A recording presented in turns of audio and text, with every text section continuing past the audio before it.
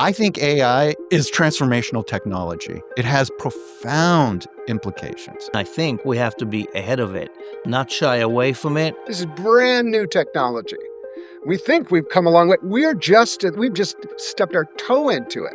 What it's going to be is you're going to be in front of the Buddha. You're going to be able to walk, with Moses and ask questions, and it will feel real. Clearly, we're at the early stages, and I too am turning to AI for answers, for information, for help being creative and outside the box. Those of us who use AI, we are truly amazed by its potential, especially the speed in which it can process questions. In some ways, it's the encyclopedia of humanity. Books and the printing press and the telephone and the airplane and all kinds of other things we thought were going to sort of end the world wound up making our lives better. I think that's all potentially wonderful. I was about to speak on a podcast, and the podcast host told me that they went to ChatGPT and put my name in and said, what blessing would you recommend for this person I'm about to interview? And then she read this blessing that ChatGPT wrote for me. And I was blown away. I felt more known than I usually do. It was both terrifying, kind of frightening, and at the same time, amazing. It is engaging you in conversation, kind of exactly where you want to go, and often at times affirming things that are quite troubling. I can have this illusion of completely organizing my life and this feeling of powerlessness because you understand and know you're being pushed along by ways that you're being read and interpreted that perhaps you can't even see. The irony of me answering a question on this is the fact that I actually lead an AI company. But I will say this, I'm actually not a fan of AI because it frankly is not ready for prime use. There's so many errors. I asked a few things of one of the popular AI tools, and I have to tell you, 90% of it was wrong. It doesn't actually get us much closer to leading, rewarding, meaningful, generative, fruitful, flourishing lives. Some of what we're missing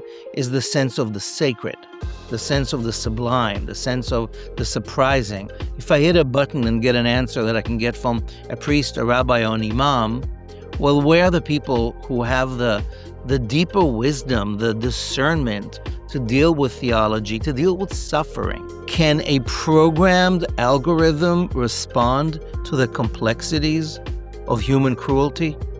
Can it give us the inspiration we need to get beyond this moment of terror?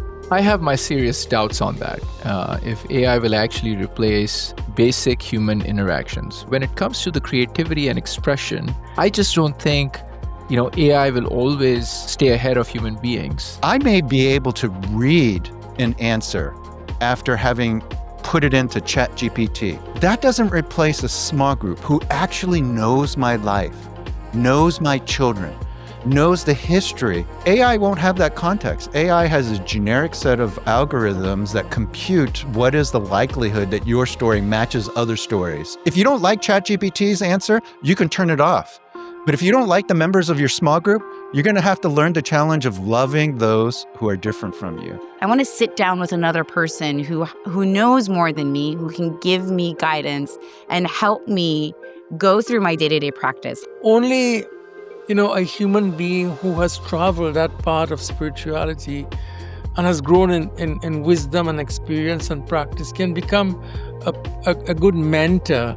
And I don't see AI ever replacing that process. Technology must always serve human dignity, not the other way around. So how do we make sure that these are tools for us to seek the common good? How do we see these as tools for us to be bridge builders and neighbors in our communities near and far, and not be enslaved to them, and not see them as replacements for the things in which humans are fearfully and wonderfully made to be creators and culture makers? If God is supposed to be the entity that knows everything and you're basically going to God like a knowledge bank, then AI is threatening to your relationship with God. But if God is creator of all things, including AI, God speaks deeper. And so I'm not about to start worshiping AI anytime soon.